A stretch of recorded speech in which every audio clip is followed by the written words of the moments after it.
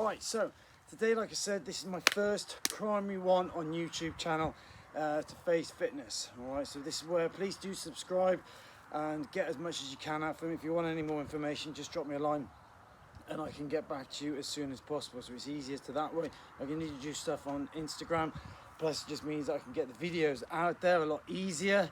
Not worried about time and stuff like that. Okay, so effectively today is going to be based purely on power and strength, leading into some speed work where everything comes together, because the two coincide beautifully when you really want to power through, regardless of what sport you're playing, whether it's just conventional athletic, conventional rugby, even it bursts in terms of cricket, trying to get to the ball as fast as you can, or sprinting up and down the wicket. You know, football, that short, sharp pace, breakers off. Hockey, when you're there, trying to break through, catch, but run back as much as you can, short, sharp bursts. All of that will work perfectly in what we're doing. We're using pretty much one bit of equipment. Yes, there is a secret second, but again, that doesn't have to be that sort of bit. It can be just 2 tennis balls or just an empty sort of space that you can just imagine or measure out of 5 meters. So technically, it is just going to be one piece of equipment, all right? And that little piece of equipment is the old tractor Tyre, okay? As I said, you've got one there, I've got it boosted there. You've got one lying on the floor and one just to there now, okay? I've got the beauty of having access to 3 different types, but you can just go with one, preferably the smaller of the two, or the smaller of the ones that you've got would be much better. You can use a conventional Tyre, just similar to that of a car, all right? It will work just as effective, but again, that just comes down to whatever your preference would be and how you can sort of work it. Things can be modified, so it's not a problem. Don't even worry about thinking you've got to be Herculean to do half the things, because each and every one of these will work nonetheless. Well, there can be a slight modification. Not a problem, no excuse for those who really want to get out there and work on the speed, okay? And it can work for any age group. It is not favoritism in any way, shape or form. So today then what we're going to work on is the power and strength. Every one I do first is going to be strength and then power that follows. There's usually 2 to 3 minute rest. I'm going to go with 2-minute rest today. Feel free to go with if close to the 3 minutes, which probably, again, people get so infatuated, you've got to start on the exact time. You don't. If anything, go beyond that rest period. Let's say if you're working on 2 and it goes a few seconds or 10, 20, it doesn't matter. You're still within the rest period. You're still giving your recovery. What I wouldn't recommend is bringing it forward. So if you're doing 2 minutes, you're doing 1:50. No. Because it's power and strength, give yourself that little extra time if need be, all right? So again, when it comes down to power and strength, people worry about reps and sets. They pretty much coincide with the same. Both reps 1 to 5 and sets 3 to 5. Isometric, eccentric and concentric. In other words, when you're doing the power work, people tend to worry about having to lift it. So eccentric is extending your muscle in this instant, and then when you bring it back, you're contracting it. All right, so there's the eccentric. Concentric, in terms of when you go up, you'd say for a bench press, it's 2 seconds, and then bring it down for 2, bring it up, and when they go 2, 1, 2, 1, it means you're going 2 seconds up, a second hold, and back down 2 seconds, 1, and then you're back into the rep, okay? Hence 2, 1, 2, 1. But power, that doesn't matter. Power is just get the thing up there as fast as you possibly can, and then bring it back down, whatever it is that you're working on, okay? Now, the only bit also with Plyo, the old power, is that when you're doing the number of reps, 1 to 5, there's another bit which it goes 5 to 10, and that's when you're pretty much just using your body weight in itself, okay, rather than an actual weight. So if you're doing, like I'll do in a bit, in and out jumps as power, I'm going to be doing 10 of them. You can adjust it as you see fit. If you want to stick to 5, you stick to 5. Basically, I'm going to go with, unless I'm using a time, which will only be 30 seconds. So at the end, when I do a certain drill, I'll be doing 30 seconds. But if it's just a conventional number of reps, I'm going to go with 5 for strength and 10 for power. Okay, my illustrious sheet of doom is going to talk me through each one. There's going to be 6 pairs. So in other words, they're going to do 6 strength, 6 power, but each one is paired as you see fit. And again, when I've done the strength, I'm going to be giving myself a 2-minute rest, but I will then do the power in between. So if I do a strength workout and it takes me 30 seconds, I know I've then got till 2 minutes 30 before I do that strength again. But in the meantime, as soon as I finish that strength, I'm going to do my power, and I'll have 2 minutes left. So if it goes to, say, 45 seconds, because once I've done the power, because it's short, sharp and fast, I've got to start the power again at 2 minutes 45. So there will be a lag between the finishing, but it doesn't matter. As long as I know when I hit 2:30, I'm doing the strength again, and I got till 2:45, all right, to do the power one again, give or take. Okay, so let's just see how it sort of fundamentally goes. All right, again, it doesn't matter if there's a bit of time delay, it makes no difference. You're just trying to work it as best as you can to those. But if it goes over the 2 minute, I ain't losing any sleep, because there's a bit more recovery on that muscle group. All right, so first things first, then what I'm going to do, my first set is going to be a front squat followed by a power press up. So I'm always going to do strength first, followed by a power version afterwards. So with this bit, if I go to this one here, the tall of the two, all right, for a front squat, then it's going to be taking the top of the actual tire, bringing it forward. Be careful, obviously, be aware of all your surroundings, and be, sensible in terms of what you're doing. It technique is vital. If you're not 100%, ask them before, or just work with body weight rather than the actual tire. You're going to take the tire sort of both hands nice and sturdy, sit back into the squat position, and squat back up for one. Down, hold it, back up for two. All right, you'll be then doing simply 5 of them. Down 2 seconds, hold, up 2 seconds, hold, straight into it. Then, if you can see, I've got the last sort of one, the smaller one here. It's going to be a power press up. I don't even need to use the actual tire itself, but so you can see what I'm doing when I mean a power press up. I'm going to be literally into the position and powering up. Down, hold it. I'm not going to be holding, just for this bit. Down, push, releasing my arms off. Height doesn't make any difference. You see fit as you go on, okay? So that's first one. We're going to be doing 3 sets of them, of which I'll be doing 5 strength and then 10 of the power press ups. So it's 15 reps of the squats, 30 of the power press ups. Second bit then is going to be a deadlift with a jump squat. Straightforward. I'm going to the smaller one.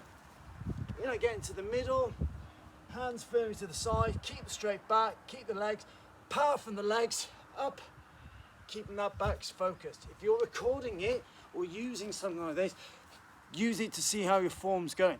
It makes your life a hell of a lot easier. Then, once I've done 5 of them, going into the jump squat, to the side, down, power, up, down, nice firm legs. Again, I'm using the camera to get my angle and positioning right, power, up. Again, 5 of the first, 10 of the second. Taking the rest, 3 sets of each. Third one is going to be a decline press up for strength, and then an in and out jump. So I'm just using body weight for this. It's a decline onto the actual tire, into the position, straight back, down I go, there for 1, okay? Decline, in and out jump then. I'm using the same tire. In and out will be almost into your squat jump again, but jumping through kangaroo style, okay? 1 through is 1, okay, 10 in total. So there's number 3. 4 is the Plyo Squat for power, and my incline press up for my strength. So exactly like I did with the decline, but I'm doing it this time with the incline. Again, into the position, down, up, down, up. Again, I'm using my body weight for that. You can, if you want, have someone add a bit more weight to your back, something like that, but be absolutely careful when you do anything fundamental on top of that. The Plyo one is a little bit fruity. You go onto the actual tire, bring it back. All right, so you go into the squat position, and then you roll yourself up off the tire. It's pretty good because the big grips are there to hold on to. So you roll it down, into your squat, and power through. Squat, power through. All right, I've got a bar, something behind me just to stop it. On another one, I've got it sort of just there, if need be, for a stop-start, just to be careful that you've got something to go, so you don't start rolling around everywhere. All right, so there's number 4. 5 then is your shoulder press up, and then a side to side. This is where the bolstered bit, so if I move this a little bit further around, you can see I've got this to help with what I'm going to do. Okay, so as I said, it's the shoulder press up followed by a side to side hop. So the shoulder press up, be careful if you've got to train with someone, that's why I've got that to help me to keep it stable. I'm into position, into like a press up, feet go up onto the tyre, nice and stable. Once I know I'm stable, it's all about almost going down in a vertical position to work the shoulders rather than like a decline press up. Right? So you're working mainly your shoulders to help you develop those nice bits. And then after that, we're working on the in and out hops. The in and out hop will be, okay, or if you want, almost stacked it again, holding on into the middle, over to one side, or you can go one side on the leg, jumping across. All right, again, just working on the technique, taking care across each single one. All right, so there's a modification on there. All right, then the last one on my illustrious piece of paper is a flip over with some ab work. This is where I'm probably going to embarrass myself, but I use a small one just for now, just so I get the technique. So your abs will literally be sitting in, okay, feet almost as if you're leaning over the side of a building. Use the tyre to support you and holding your abs there, almost like an inverted plank for 30 seconds. Or if you want, you can just do ab workout. As I'm doing here, I'm moving my feet from the outside to pivot myself, bring myself up and there. Okay, if you don't feel comfortable doing that and you want to sit on the rail a bit more, you can just do crunches there if you see fit. Okay, if you want to do 10 strength on the crunchy, that's fine. Otherwise, hold it to a 30-second plank, easy as. All right, and then the flip over.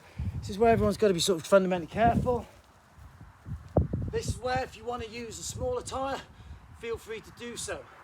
But the flip over will be dragging his back against the room, into your squat position, find the treads, right, to ease your grip, power through your legs, keep your back straight, looking forward, up, push, down it goes. That's 1, jump through the tyre, turn around, flip it back, 5 in total, all right? They are the 6 that I'm doing today. There will be, however, a Brucey little bonus, and one to bring it all together is bring the tyre here, and you'll also see in the background I've got speed ladder. All right, so I want to bring it all together. So what I'm going to sort of fundamentally do is the distance I've got for the ladders. I'm going to go up the farmer's walk and down for 1. Speed ladders, I'll look to do 5 for that. All right, and that's 1 set. Take my time, rest, farmer's walk. All right, again, it'll be that sort of time. So farmer's walk, I'll just demonstrate to the camera. Hands on the inside, firm grip, pick it up, deadlift, and walk along. Once you've done that, turn around, back you go, straight into the speed ladders. Doesn't matter how you go through it. You can skip rungs, you can go individually, you can go side to side, fill your boots, it's yours, up and down, 5 times, that'll be 1 set. Let me know how it goes, and I shall see you guys. Please leave any sort of feedback, much appreciated nonetheless. I'll then drop in on Instagram how it sort of fundamentally went. But that's what I'm going to do now. It should take like a conventional sort of method or training I don't know, 45 minutes, whatever. Okay, so don't rush it. Make sure you have a good warm up, warm yourself down afterwards, and make sure you stretch. Do not forget the stretching, because you don't want any injuries, deep pooling of blood, all things like that. All right, there's your power, strength and speed workout for today. Peace out.